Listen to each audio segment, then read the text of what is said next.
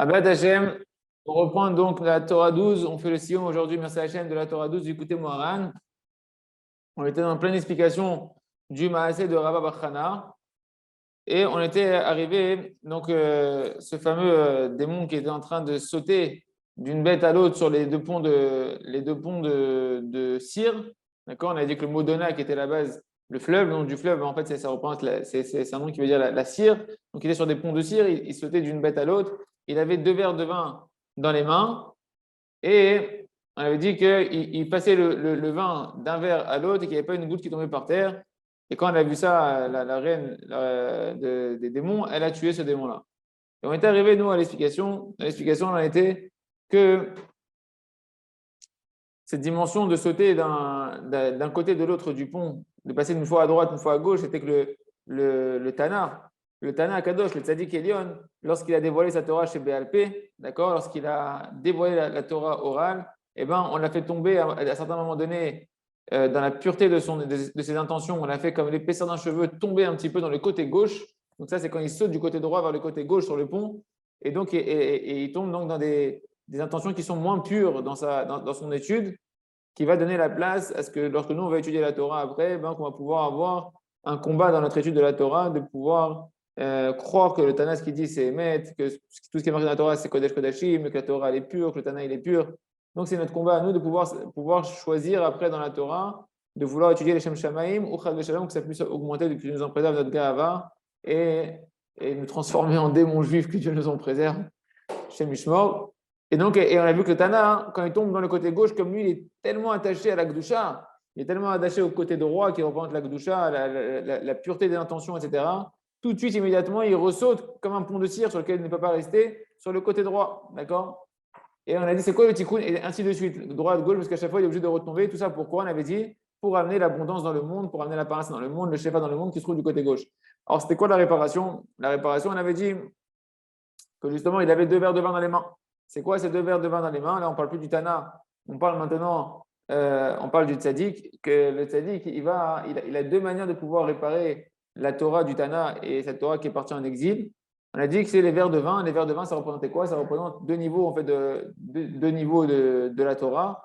D'une part, c'est la Torah chez BLP. On avait vu que Yen Malchut, c'est marqué Yen Malchut, comment c'était marqué? Il avait dit le verset, il y avait un verset qui disait Prinat Torah chez BLP, Prinat Yen Malchut Rav. Yen Malchut Rav, c'était un verset qui faisait référence que la royauté qui reprend la Torah chez BLP, eh ben, elle est allusionnée par le vin. Et on avait dit aussi que le vin, ça faisait allusion à la bina, au discernement, parce que le vin, c'est marqué Yahin, c'est marqué la deuxième dimension, c'est Yahin et Samach, Leva Venoch, le vin, il réjouit le cœur des hommes. Or, on sait que la bina, le discernement, eh ben, ça se trouve dans le cœur. Donc, le vin fait référence au cœur et à la bina. Et on a dit que le tzaddik, comment il répare cette Torah-là, justement? C'est que lorsque justement ce Talmid Chacham, Shed Yehudi, ce démon juif, il va commencer à dire des paroles de mépris sur lui, qui prennent leur force dans la Torah orale, et ben ce Talmid Chacham, il va prendre cette Torah-là, qui est Prinat Yahin, qui est la dimension du vin, et il va l'accepter avec amour lorsqu'elle sort de la bouche. Elle sort sous forme, pour l'instant, d'un poison, elle sort sous forme de mépris, de paroles qui sont méprisantes et qui sont des paroles des insultes sur le tzaddik, mais lui, il voit à l'intérieur de ça, il voit le vin qui se cache dedans et il va l'accepter avec amour, avec joie. D'accord. Et c'est ça, cette dimension de joie et d'amour qu'il a quand il accepte, qui fait. Donc, c'est la dimension du vin qui lui permet de monter dans la bina. Parce qu'on a dit que le vin, il a une dimension de bina, c'est le deuxième verre de vin. D'accord. Et on a dit que qu'est-ce qui se passe? Eh ben, il passait de verre de vin à l'autre et il n'y avait pas une goutte qui tombait par terre. C'est quoi qu'il n'y a pas une goutte qui tombe par terre? On a dit que c'est que le mot de goutte, en fait, le mot de goutte, c'est le même mot que notre faute mort au verre.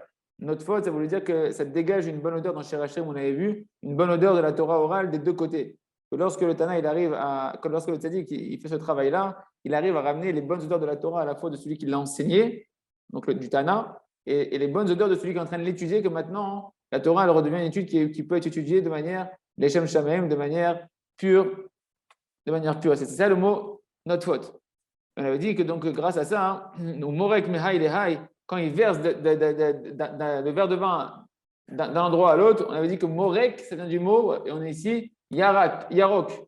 Morek, ça veut dire verser, c'est la même racine que le mot Yarok qui veut dire vert. Or, vert, on avait expliqué que c'était la dimension de la Torah qui était encore dans la galoute et qui commençait à sortir de la galoute, la même couleur que Esther, qui représente la Torah orale qui était en galoute, qui était cachée, et bien Morek, le mot Morek, c'est dans le conte, il vient faire allusion à cette réparation qui se passe grâce au vin, grâce à la joie qu'il a, le tzaddik, capable d'accepter avec amour les souffrances qu'il a des mépris qu'on lui fait avec la Torah orale. Et bien à ce moment-là, il fait sortir, il commence à faire sortir la Torah de sa galoute.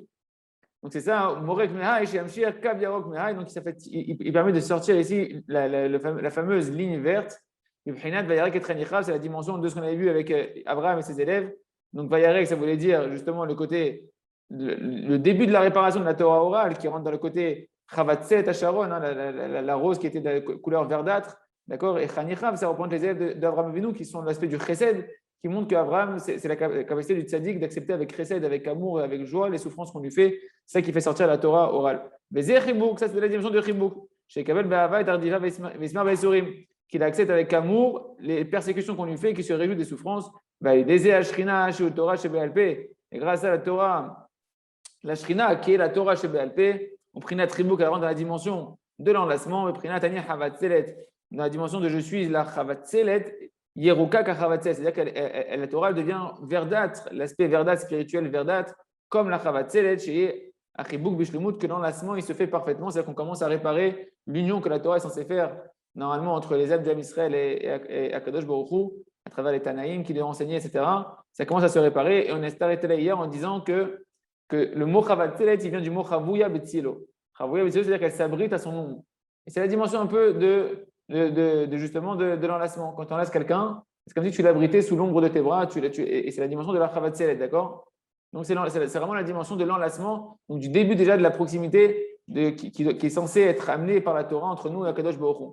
C'est ça, hein, on s'est arrêté ici parce qu'on avait fait hier, on avait expliqué comment on pouvait permuter des lettres, on avait amené un beau chidouche de comment on peut permuter les lettres de la Torah d'un mauvais sens à un bon sens. Donc il n'y avait pas une goutte de ce vin qui coulait par terre. Et donc, et ce jour-là, l'eau du fleuve sur lequel il passait, elle montait, elle montait jusqu'au ciel et elle descendait jusqu'aux abîmes. C'est qu'à ce moment-là, la Shrina, qui est la Torah orale, elle se retrouve de nouveau en train de siéger dans une union qui devient un mamage de plus en plus parfaite entre le tzaddik d'en haut et le tzaddik d'en bas. Tzaddik Elion, Zeprinat Elushamayim, le tzaddik d'en haut, donc le Tana qui a enseigné la Torah dans la Gemara, dans la Mishnah, c'est lui qui est représenté par Yahalou Shamaim, celui qui monte tout en haut, c'est le tzaddik d'en haut. C'est ça que les eaux, elles montaient jusqu'en haut. Yerdou et Omot, et elles descendaient jusqu'au fond des abîmes. C'est la prina du tzaddik Tarton, c'est le tzaddik d'en bas, c'est le Talmid Chacham qui étudie la Torah de manière pure et de manière avec des bonnes intentions. D'accord? Chez Zé, Bechinat Neshikin, que ça, c'est qu'on arrive justement à cette dimension du baiser, c'est-à-dire que la Torah, elle vient vraiment commencer à nous faire sentir l'amour d'Akadosh Baruch Hu, combien nous on aime Akadosh Baruch Hu, l'amour qu'il y a dans la Torah, la lumière qu'il y a dans la Torah, ce qui nous ramène Bitshuva, notre faute, mort au vert, c'est la dimension de qu'il n'y avait pas une goutte qui tombait, c'est la même chose que notre faute, mort au vert, que ça dégageait des bonnes odeurs, parce que notre faute et Tzipa, c'est la même racine. D'accord? C'est la dimension que maintenant la Torah, qu'elle est dans la dimension de Neshikin, de baiser, de ce niveau de réparation, qu'elle revient dans sa lumière véritable, authentique, et ben elle commence à dégager une bonne odeur. Elle commence à dégager une bonne odeur de tout part et tout le monde prend du plaisir à cette Torah-là, à la fois celui qui l'a enseigné, le Tana qui est dans sa tombe. On avait dit que justement le cavalier qui était sur son cheval, c'était que le Talmid Chacham, quand il étudie bien, il ramène le cavalier, vous vous rappelez, c'était la Neshama du Tana qui revient dans son cheval, c'est-à-dire dans le corps, parce que là-bas ses lèvres vont de nouveau remuer et là, cette fois-ci, il prend un plaisir.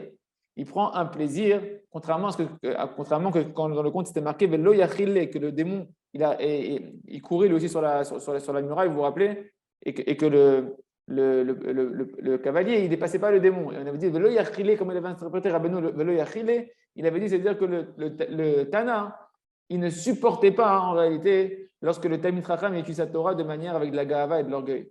D'accord? Tandis que là, maintenant, dans le niveau de la réparation, il y a une bonne odeur qui se dégage. C'est la bonne odeur que le Tana, il prend à la fois du plaisir qu'on étudie sa Torah, et celui qui étudie la Torah, il prend du plaisir aussi parce qu'il étudie la Torah, les Shem Shamaim, et donc la Torah elle a une bonne odeur de tout part. En vert, on avait dit c'était de tout part. Notre faute, mort au vert, c'est des deux côtés de la Torah, des deux côtés des tzadikim qui l'ont enseigné, qui l'ont étudié, la Torah, elle dégage une bonne odeur. Okay, c'est ce qu'on a dit. Et donc, c'est la dimension où il y a vraiment l'attachement entre le Tana et celui qui l'étudie, entre le Tana et le Talmid Chacham qui étudie, comme un baiser, que le souffle de la Neshama du Tana et le souffle de la Neshama de celui qui est en train d'étudier avec ses paroles, les deux lèvres, elles remuent, et il y a vraiment une union entre les Neshamot, entre le Ruach du Tana et du Talmid Chacham. va aider. Mana cette brinat neshekin. Et donc, grâce à quoi elle se fait cette dimension des baisers? Comment on arrive à la dimension du baiser? Notre faute morover, cette dimension que ça va dégager des bonnes odeurs de toutes parts de la Torah, à l'aider à Chorma. C'était par la dimension de la Chorma. Il fallait que le Talmid Chacham, le Tzadik Ador, lorsqu'il en coûte les hontes, par la joie, il montait dans la Bina. Dans la Bina, ça commençait déjà à faire sortir la Torah de son exil. Et ensuite, il montait dans la Chorma, dans la sagesse de savoir d'où elle vient la Torah, quelles sont les lettres qui ont été déformées de la Torah dans la bouche de ce Talmid Chacham, démon juif, et comment maintenant les remettre en ordre. C'était une Chorma Tsuma qu'il fallait avoir. Donc, c'est grâce à ça qu'il peut tout réparer, de monter vraiment dans la dimension du baiser pour amener à l'union intime avec Kadosh Baruch Hu. Que la Torah, elle retourne dans son union intime avec Kadosh Baruch Hu, et que quand on l'étudie, on redevient en intimité, on sent l'intimité avec Kadosh Baruch Hu. Baiser ou Shma'at, et on voit encore une fois combien on a besoin du tzaddik pour pouvoir recevoir la lumière de la Torah. Baiser ou Shma'at malchuta ketele. C'est ça la dimension dans le conte de Rabbi Bachana, que la reine, elle a entendu et elle l'a tué. Quel rapport la reine, elle a entendu et elle l'a tué? La royauté dont on parle ici, c'est que le tzaddik ador, le tzaddik sur qui qu'on est en train de mépriser, lui, il va prêter attention au shma'at malchuté. Elle va entendre la royauté. C'est qui la royauté? La royauté, c'est la Torah chez BLP, c'est la Torah orale qui représente, elle, la royauté de Kadosh Baruch Hu. Quand on comprend la Torah orale, quand on comprend ce caché au niveau de nous, on prend sur nous la royauté de Kadosh Baruch Hu. Donc, on se rappelle, c'est pour ça qu'on appelle ça la Torah chez BLP. C'est marqué dans le Petach Eliyahu, mais le sens simple, c'est que voilà, grâce à la Torah orale, je peux prendre sur moi la royauté de Kadosh Baruch Hu, je sais ce caché au niveau de moi. Donc, c'est quoi Ushma'at Malchuté? Il a entendu la royauté, c'est qu'il entend, il se concentre avec sa chorma, qu'Hachem lui donne grâce à la joie, Hachem lui donne de la chorma, qui lui permet de la bina, il monte à la chorma, et il peut maintenant entendre la Torah orale qui se cache dans les insultes qu'on est en train de lui faire, dans le mépris qu'on est en train de lui faire. Et c'est Pélé, parce qu'il y a une histoire avec le Rav Arush, qui était à Ouman, quelqu'un est venu le voir, et il a commencé à le mépriser devant le Kever. Le Rav Arush a dit, vous vous rendez compte la haine gratuite dans laquelle on est aujourd'hui, dans le Kever. Et je pense que ce n'est pas arrivé qu'une fois, ce genre d'histoire. Mais dans le Kever, devant le Kever de Rabbeinu Akadosh, et là, il vient, il prend l'écouté Moharan, et il lui lit des Torahs du l'écouté Moharan en lui disant à Orav que Keilou, il a un démon juif, etc. C'est exactement ce qu'on est en train de voir. C'est-à-dire que le bonhomme, il est en train de prendre de la Torah, et la Torah, il la comprend tordue, et le Rav, il n'a pas répondu. Le Rav, il n'a même pas regardé. Il est resté comme ça sur le Kever en train de continuer à prier, comme si il n'était pas là. Mais qu'est-ce qu'il faisait en même temps? Kamouvan qui est en train de faire ce qu'il est en train de dire à Ben Armanis, c'est-à-dire qu'il est en train d'écouter, et lui il est en train de dire ça comme Torah, etc. Mais en fait, la Torah, il faut la comprendre comme ça. Il accepte Bessimcha avec amour, etc. Et il fait remonter la Torah à sa source, et il nous aide à nous de pouvoir maintenant, à la fois, pouvoir utiliser la Torah Hashem Shamaim et pouvoir recevoir du Shefa, de l'abondance, etc. Mais c'est pélé parce que tu vois que les Talmidei Chachamim, plutôt, ils prennent de la Torah, quoi. Ils parlent que de Torah, donc ils prennent de la Torah, et avec la Torah, ils la déforment. Ils la déforment parce que ça peut être, Shalom, un poison mortel. Je vous invite à tous. Je pense que c'est bientôt, je vais bientôt faire ça, je pense. Je vais poster à la fin, même durant toute la Torah qu'on est en train de faire, le l'écouter de Tfilote qui va avec, parce que c'est important de prendre les Tfilote de Rabbi Nathan qu'il a composé sur chaque enseignement du l'écouter Moharan. Ça permet vraiment de retirer le concret et de pouvoir surtout de vouloir passer, de transformer cette Torah-là en une acquisition de la vie de tous les jours. Et on voit combien Rabbi Nathan il prie Hachem, Tatsiloti, sauve-moi de ne pas étudier la Torah avec Gahava, sauve-moi, aide-moi à étudier la Torah Hachem Shamaim, que je ne rentre pas dans le poison de la Torah. Aide-moi à avoir le Samchaim de la Torah, que je ne parle jamais sur les Talmidei Chachamim. Aide-moi à avoir foi dans tous les tzadikim amitim, que je sois comme de la poussière à leurs pieds. C'est des tfilotes qu'il faut faire. Parce que si on ne fait pas des tfilotes là-dessus, bon, on a étudié un beau douche encore, et ça ne va pas nous transformer. Et on peut même, avec cet enseignement-là, faire le contraire de cet enseignement. C'est que la tfila sur la Torah qui va nous aider à pouvoir véritablement commencer à vivre ça. Ok, en tout cas. Il a entendu la reine, elle a entendu la royauté et elle l'a tué. C'est quoi? Donc c'est que Tzadik qui va maintenant entendre, il va entendre la Torah qui sort de la bouche de ce démon juif, Uktalé, et il l'a tué. C'est quoi il l'a tué? Anouché Askil, Vishmat Torah Shebalpe, Anikra Malchoute, Veaskil Mitserufa, Veotzi Mitem Chacham, Mishet Yehudi, Ishma, Veaskil, Beshash Shoshomé, Acharuvim, Vagidufim, Ayotzi Mipet Amichacham, Mishet Yehudi, Ishma Torah Shebalpe, Valedezek Talé. Par le fait qu'il entend maintenant la Torah orale qui sort de la bouche de ce Talmid Chacham sous forme d'insulte, et que lui maintenant il arrive à savoir quelles sont les permutations, comment il a tordu les lettres de ce qu'il a étudié de la Torah pour en arriver à des mauvais raisonnements et à une hérésie pareille de pouvoir parler sur un tzaddik, sur le tzaddik de la génération. Et quand il entend ça et qu'il se concentre sur ça, c'est ça, écoutez, la royauté l'a entendu, et à ce moment-là, qu'est-ce qu'il fait? Il va remettre cette Torah-là dans le bon ordre, il va la remettre dans la bonne interprétation, en redonner le véritable sens qu'il fallait donner à cette Torah-là, et comme ça, il a tué le démon juif. C'est-à-dire quoi? Le fait qu'il va accepter maintenant les hontes avec amour et qu'il en fait des bonnes permutations des lettres de la Torah qui sortent tordues de la bouche de ce démon juif, il le tue. Il y a quoi qui va le tuer? C'est qu'il lui retire sa vitalité. Il lui retire toute sa force de pouvoir parler, il retire toute l'emprise du mal, donc le poison qui était rentré à l'intérieur de lui, le poison que la Torah, eh ben, elle a été détournée sous une forme de poison que Dieu nous en préserve, donc elle est en captivité, la Torah, d'accord? Eh ben, il va tuer toutes les forces du mal qui sont en train de téter cette Torah-là. Ça,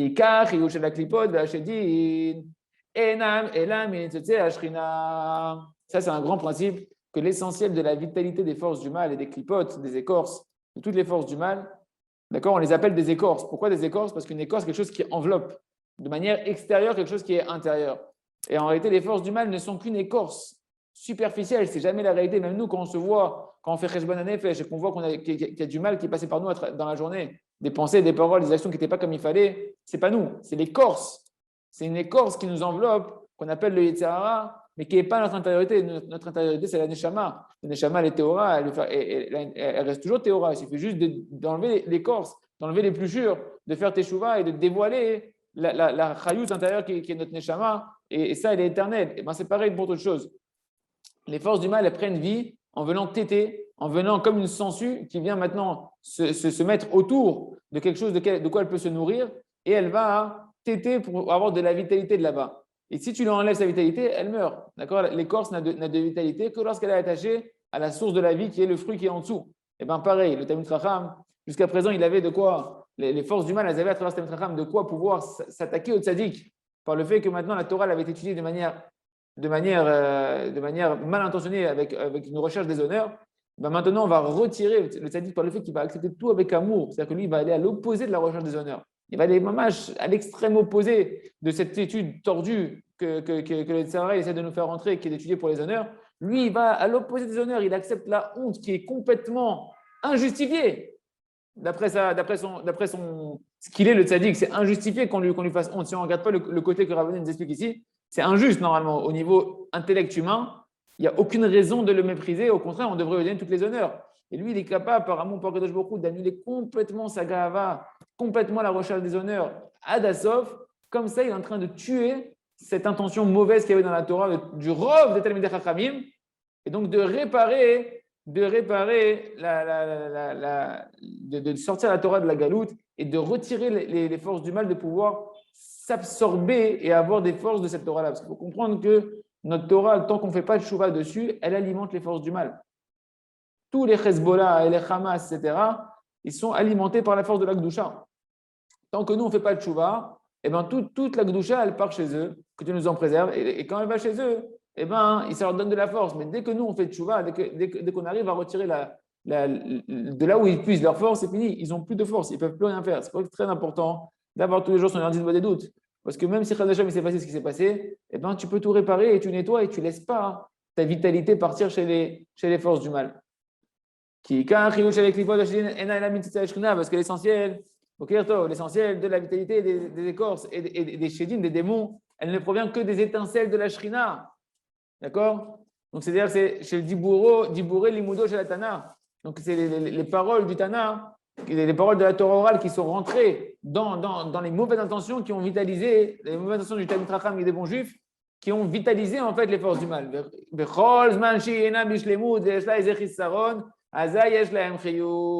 Et tant que cette Torah du Tana, elle n'est pas parfaite parce qu'elle est passée par le côté gauche pour pouvoir amener de l'abondance et de la richesse dans le monde, elle a dû passer à un moment donné comme si c'était d'un pont à l'autre.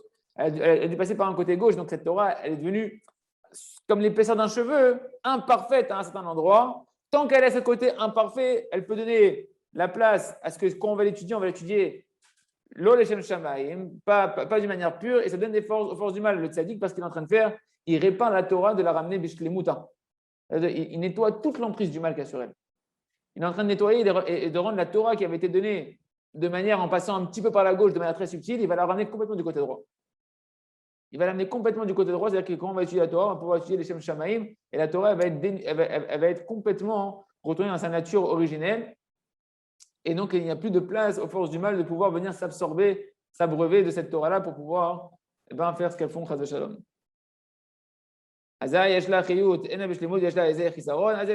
Donc, tant qu'il y a un manque dans la Torah, eh ben, ça donne de la vitalité aux forces du mal.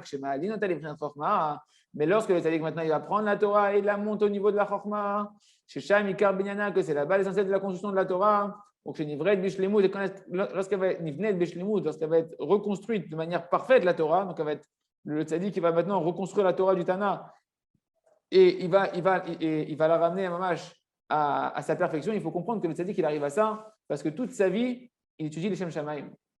Lui, toute sa vie, le tzaddik adore, c'est celui que toute sa vie, quand il étudie la Torah chez BLP, il a à côté de ça, il des doutes, il a à côté de ça des tfilotes, norayot, et il est tout le temps en train de faire tchouva pour pouvoir arriver à un niveau d'humilité et de pureté de cœur quand il étudie que les Shem Shamaim. Donc c'est lui que, comme du fait qu'il étudie la Torah, les Shem Shamaim, Esrim Verba Shaot, eh ben, il peut maintenant, lui, être capable de remonter la Torah dans le Shem Shamaim, dans la Torah, dans sa perfection originelle.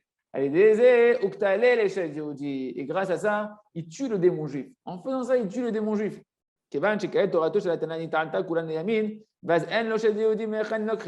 Parce que maintenant, la Torah du Tana, elle est retournée par le travail du tzaddik qui a accepté les hontes avec amour, complètement dans le côté droit de la Gdusha, où là-bas, les forces du mal, elles n'ont pas d'emprise. C'est la même dimension quand on dit que Rabbeinu a dit je suis un fleuve qui purifie de toutes les tâches.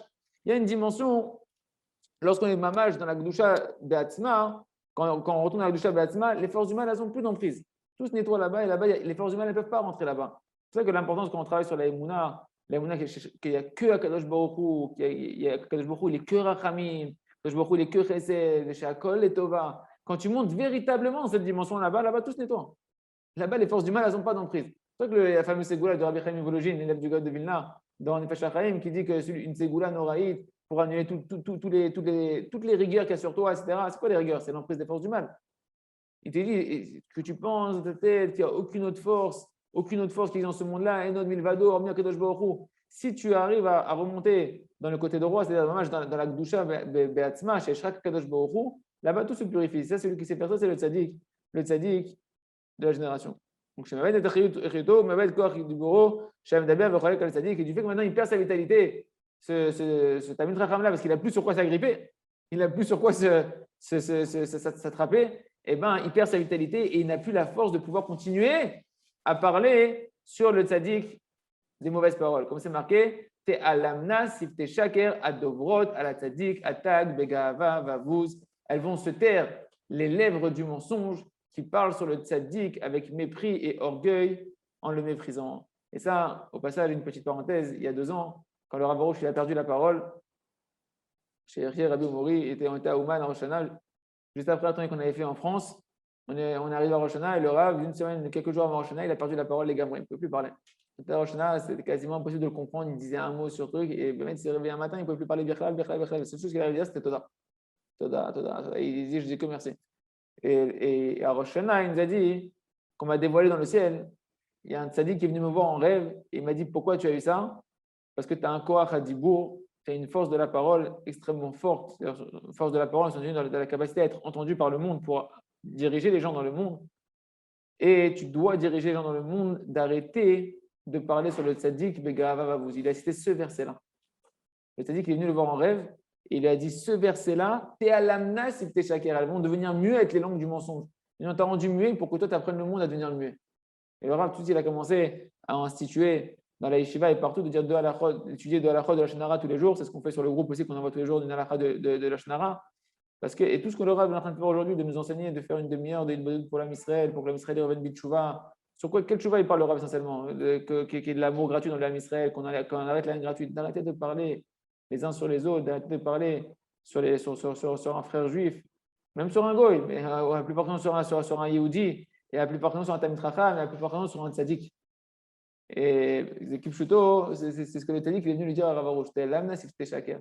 Elles vont se rendre muettes les langues du mensonge. Mais comment on arrive à ça? Par le fait que le tzaddik, lui, fait ce travail-là d'accepter les hontes avec amour, il rend muette. Et on comprend comment le Chafetz Chaim, comment il était clairvoyant, le Chafetz Chaim. Quand le Chafetz Chaim il a écrit son Sefer du Lashon Hara, comme Achana la Géoula, parce que le Chafetz Chaim il avait bien compris que ce qui est marqué de manière claire, mais que les Tamid Chachamim ne comprennent pas suffisamment, et que nous on ne comprend pas suffisamment, que toute la racine de la galoute, c'est à cause de la haine gratuite. On promène un manque de Emouna, mais c'est à cause de la haine gratuite. Et l'expression la plus basique de la haine gratuite, la plus grossière de la haine gratuite, c'est le Lashon Hara. Il n'y a pas plus gratuit qu'un Lashon Hara. tu ne tires aucun plaisir dans la Lachon Hara, tu n'as aucun intérêt à dire la Lachon Hara. Tu ne retires rien, ce n'est même pas un plaisir que quand quelqu'un il mange, il dit encore ok, je comprends, il a une tava de manger, il y a un goût dans la nourriture. Il y a un goût dans la Lachon Hara, mon ami? Il n'y a pas un goût dans la Lachon Hara. Et la match, c'est sinat rinam, quand on a fait chouva, chaque jour, on est tombé un peu dans la marloquette, pauvre Cham, c'est chouva. Mais étudier la Shonara, étudier. Quand on reçoit sur une halakha de la Shonara, on va dire, ouais, c'est bon, la Shonara. Non. La Shonara, c'est pas bon. C'est la halakha essentielle qu'il faut étudier avant même d'étudier comment se laver les mains le matin, c'est pas dire la Shonara. Parce que toute la Torah, elle doit t'amener à Vatrinam. Et maintenant, on peut comprendre bien les mots dans le conte de Rabba Bachana quand on a dit qu'il n'y a pas une goutte de vin qui tombait par terre. Quelle est Achibur Anachon Shel Ben Tzadik Elion Tzadik Tarton Azai Belon Atfal Am Ramaz Al Lamdan Shenimtza Bechom Riout. Il dit quand on te dit qu'il n'y a pas une goutte qui tombait par terre, parce qu'on peut bien comprendre maintenant qu'il y a une bonne union, il y a une véritable union. Parce qu'on a dit que la goutte, ça représente les bonnes odeurs qui sortent des deux côtés de la Torah lorsqu'il y a une vraie union entre le Tana et celui qui l'étudie en bas, qu'il y a une vraie union, une vraie harmonie. Et bien à ce moment-là, il y a une vraie union. Et qu'est-ce qui se passe? C'est marqué, la goutte, elle ne tombait pas par terre. Parce que qu'est-ce qui représente la terre? La terre elle représente en réalité le lamdan, celui qui étudie la Torah, qui se trouve dans la matérialité, dans le côté terrestre, d'accord, le côté grossier de la terre. Et que lui, ou qui bel chayut mimash nata venata kaviachol mitorat tanismol. Et lui, justement, d'où il avait trouvé sa force, c'est parce qu'il avait fait tendre la Torah de ce Tana du côté gauche. Ça, la goutte qui tombe par terre, c'est comme ça qu'il avait fait tendre par terre la Torah du Tana. Il avait rabaissé la Torah du Tana dans un côté matériel, le côté gauche, d'accord. Maintenant, le Lamdan n'a plus du tout la capacité de pouvoir s'attraper sur la Torah, qui étudie la Torah orale pour pouvoir parler mal et la diriger d'une mauvaise intention à la Torah. C'est ça qu'il n'y a pas une goutte qui tombait par terre. La goutte, elle ne peut plus tomber par terre. Tu ne peux plus prendre la Torah du Tana et la rabaisser et après t'en servir pour parler sur un tzaddik. Qui a tzaddik shecha et bizmanenu, aïla et Torah tatana et shorcha, parce que le tzaddik vivant, et le Rav n'arrête pas d'insister, le tzaddik vivant dans la génération, il prend cette Torah-là du Tana et il la ramène par son travail, et c'était les hontes qu'on lui fait avec amour, il la ramène à sa racine. ויש להעיר שפשט הגמרא כל מוסף על אותו שד הנקרא אורמיס שהוא היה קופץ על הבהמות, אבל רבנו פירש זאת בדרך דרש שכל זה הסבר למה אותו שד רודף את הצדיק. Donc il nous dit en réalité, bien que le pshat de la Gemara, tout est basé sur le fait que normalement il y a ce démon juif là, d'accord, qui sautait à droite et à gauche, mais Rabbeinu lui, il a expliqué ça d'une manière d'après un drage, c'est pas une allusion, c'est une manière allégorique, d'accord. Il a détourné le sens simple, il est passé à un autre niveau de la Torah. Il y a 4 niveaux dans la Torah, Pshat, Remez, Drash, Sod, donc il est dans le sens allégorique de la Torah pour pouvoir expliquer pourquoi en réalité ce shed-là, ce démon juif, il est en train de être rodef le tzaddik, en train de persécuter le tzaddik. Parce que dans le Pshat, si on suit bien le Pshat, oh ben non, c'est bizarre, il passe d'un côté, on parle du démon, puis en fait après il parle du tzaddik, après il parle du Talmid Chacham. Donc, on a du mal un peu à suivre le pshat de l'histoire, mais c'est parce que Rabbeinu il a voulu s'en servir pour nous montrer, avec le niveau du drash, nous faire passer le message de comment ça fonctionne, tout ça exactement. Mais Zéperouche, et maintenant on revient, hein, si vous vous rappelez au début de l'écouter de Moharan, il y avait le verset de Ashrei Jevetecha, du Teilim, qui avait été ramené, Teilim 145, Teila David, Aromecha Elokai Amelech, Vavacha Shemcha Olam Vaed, et là Rabbeinu va nous réexpliquer maintenant le verset de Teilim, avec tout ce qu'on a expliqué et avec tout ce qu'on a vu aussi à travers l'enseignement de Rav Bachana. Les éperouches, c'est ça le sens de l'explication. Tehila et David, louange de David. C'est quoi la louange de David? Tehila les Shonir-Bouv. En réalité, le mot Tehila qui veut dire une louange, il a aussi une connotation d'embrouillement et de mélange. Un bilboul. Comme c'est marqué dans Iyov, Moshkatouv, Beyov, Eric Dalet, Uvmal Achav, Yassim Ta'ahola. Entre ces anges, le Kadosh Baruch Hu, il a placé un mélange. D'accord? Et le mot Tahola, c'est le même mot c'est les mêmes lettres que Tehila, que la louange. Donc Tehila de David, ici, Tehila, ici, il ne faut plus le voir comme une louange, il faut le voir maintenant comme un mélange. C'est quoi David alors? C'est comme ça. David, Zebechinat Torah Shebe'alpeh. David, il représente la Torah orale. Parce qu'on dit que la Torah orale, elle est représentée, c'est elle qui te permet de faire quoi? De prendre sur toi la royauté d'Akadosh Baruch Hu. Tout le but de David Ameler, qui est le roi d'Israël, qui est le Mashiach, c'est de nous faire prendre sur nous la royauté d'Akadosh Baruch Hu. Et cette royauté d'Akadosh Baruch Hu, on ne peut y arriver que par la Torah chez Béalpé. Donc David représente la Torah chez Béalpé. Hainouk, chez la Torah, chez Béalpé, Nofel, et Zerofim Acherim. Donc c'est quoi Tehila et David quand tu les mets les deux ensemble? Le mélange de la Torah chez Béalpé, c'est quand que la Torah chez Béalpé, c'est encore un grand balagan dans ta tête et dans ton cœur. C'est-à-dire que tu ne l'étudies pas encore avec pureté. Et lorsque tu vas étudier avec Gava, tous les moments où tu étudies la Torah avec recherche des honneurs, et bien à ce moment-là, la Torah, elle va tomber, elle va se mélanger, et les lettres de la Torah sainte, elles vont se permuter, que Dieu nous en préserve, elles vont se mélanger d'une mauvaise manière qui va être un poison mortel, jusqu'à ce que tu vas pouvoir être quelqu'un qui dit Chaz Shalom des paroles sur les tzadikim, que Dieu nous en préserve. Et le tikkun lazé, comment tu répares ça? C'est la suite du verset Aromimcha Elohai Ameler. Aromimcha, c'est je t'élèverai. Tromemouchela, entendu, c'est quoi? Comment on va réélever cette Torah-là qui est partie dans un mauvais côté? Ça, c'est Aromimcha. C'est Aliédé Elokai Ameler. C'est quoi? Aliédé Elokai. Elokai, mon Dieu, c'est Bechinat Chesed. C'est une référence au Chesed, quand c'est marqué dans Tehillim Nunbet. Chesed El Kolayom. Que ton Dieu Hachem, il est bonté toute la journée. Donc, mon Dieu, c'est celui qui est de la bonté toute la journée. Par le fait qu'on va travailler le Chesed, c'est le travail du tzaddik, qui va accepter avec joie, avec amour les hontes qu'on lui fait sur lui. Et bien, comme ça, il va pouvoir commencer à redonner, faire remonter la Torah qui était partie dans un niveau très bas. Prinat Techilat, Arad Ashkenaz, Prinat Ribouk. C'est le début de l'élévation de la Torah, l'enlacement que le tzaddik va faire lorsqu'il accepte ces hontes qu'on lui fait. Lui, il voit la Torah orale qui était en souffrance. Il voit la Shrina qui était en souffrance, en captivité dans cette étude qui a été par la recherche des honneurs. Et lui, il vient l'enlacer, il accepte les hontes avec amour et il puise sa joie dans le fait qu'il va enlacer cette Torah-là pour la réparer. Prinat Ribouk, c'est quoi donc on a compris Aromcha Elokai. Donc je vais t'élever la Torah, on va essayer qu'il va élever la Torah Aromcha Elokai par la dimension du chesed qu'il va faire lorsqu'il va accepter les hontes qu'on lui envoie avec amour. C'est quoi Hameler? Les Bechinat Bina Liba. C'est par la dimension, donc le roi ici, la dimension de Ameler, ça va faire allusion en fait par le fait que quand il va accepter avec amour, il va monter dans la sphère de la Bina, dans la sphère du cœur, son cœur il va être en joie malgré les hontes qu'on lui fait. On va comprendre c'est quoi le lien entre le roi et le cœur, mais c'est bien comprendre que c'est par le fait qu'il reste des simchas dans son cœur, qui rentre dans la dimension du discernement, de pouvoir commencer à avoir l'intelligence de pouvoir faire tout ce travail qu'il doit faire et de donner une dimension beaucoup plus profonde qui se cache derrière les insultes que lui fait ce Talmid Chacham. Alors pourquoi maintenant le lien entre le roi et le cœur? Bien talef, j'ai dit que mitbonen badibourim araim shel alamdan acholek alay lirod minayin yana ketadibura ve'alev merumaz betevat meler. En réalité, le cœur, il fait allusion, il est allusionné dans le mot du roi. Pourquoi? Mishum she'alev.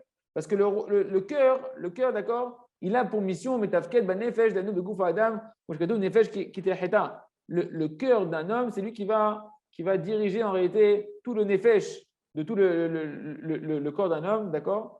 Comme un roi quand il va en guerre. C'est qui le roi des membres? C'est le cœur.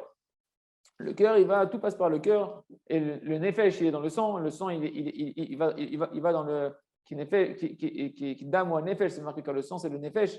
Le sang, il va dans tout le corps, mais pas grâce à qui il va dans tout le corps? Grâce au cœur. C'est le cœur qui va envoyer les pulsations de pouvoir faire que le sang il va pouvoir circuler partout. Donc en réalité, le cœur, il est comme le roi. D'accord, il va être comme le roi de tous les membres et en particulier du nefesh pour pouvoir.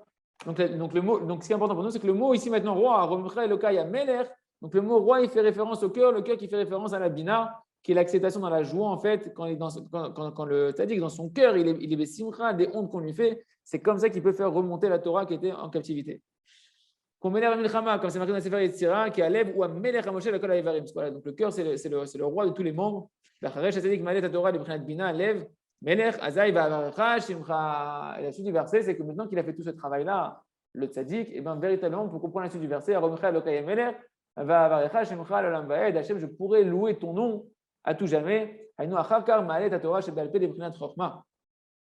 C'est qu'à ce moment-là, le tzaddik, le fait qu'il a fait monter la Torah déjà d'un premier niveau, il peut continuer à la faire monter la Torah dans la dimension de la Chokhmah jusqu'au niveau des baisers. Et ça, c'est allusionné dans les mots Va'avarecha Shimcha. Pourquoi? Parce que le mot Baruch, Va'avarecha, ça vient du mot Baruch, je te bénirai, et bien ça fait allusion à la sphira de la Chokhmah, de la sagesse, qui est la Chokhmah Nikra Baruch.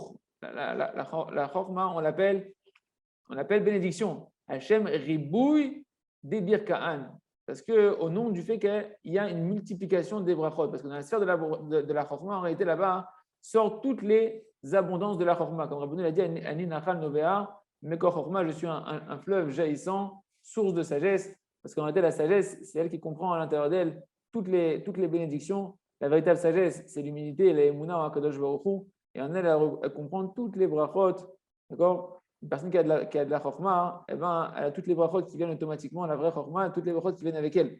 Donc le mot baruch fait référence en réalité, c'est la dimension où le tzaddik maintenant il va faire monter la Torah dans la chorma et de pouvoir comprendre véritablement d'où est venue cette Torah-là, comment la réparer, comment la remettre dans sa bonne origine, remettre les lettres dans le bon ordre. La tahola, les David, tahola, les David, donc l'embrouillement qu'il y avait dans les permutations des lettres de la Torah, comment, grâce à la chorma, les ramener véritablement dans une Torah qui va t'amener à louer à Kadosh Baruch Hu, qui va t'amener à louer ces tzadikim, tu vas louer Hachem, tu vas louer les tzadikim, tu vas louer chaque juif d'Israël Israël, tu vas te louer toi-même, tu vas être heureux toi-même, la prière de Azamra, tu vas te louer toi-même, tu vas être une louange, tu vas être comme David Ameler, une louange à Kadosh Baruch Hu, c'est pour ça qu'il nous a créés. Parce que la chorma, c'est la source de la bracha, qui a réalisé sauf kolsov naseh brinat nishikim et zivug. Parce qu'au final, on voit bien qu'ici, c'est grâce à la chorma que le tzaddik il arrive à amener la Torah dans la dimension du baiser avec Hachem et la dimension de l'union intime avec Kadosh Baruch Hu. Et à ce moment-là, les paroles du Tana qui avaient été enseignées au préalable avec des petits passages d'imperfection pour ramener la parnassa et le shepa dans le Israël, eh ben, elles reviennent, elles sont réparées à leur source. Et de nouveau, la bracha et le shefa, il peut descendre, la gdusha, il peut descendre sans être attrapé par le côté gauche de Esav. Et le Israël, il peut avoir toutes les brachot. Hazak, Vanit Razek, Shiniske les Kolze. Je vous invite à faire l'écouté de Philote 12 dans l'écouté de Philote qui reprend toute cette Torah-là de manière en prière. Et Ratson, Shiniske les Kolze, Hazak, Vanit Razek.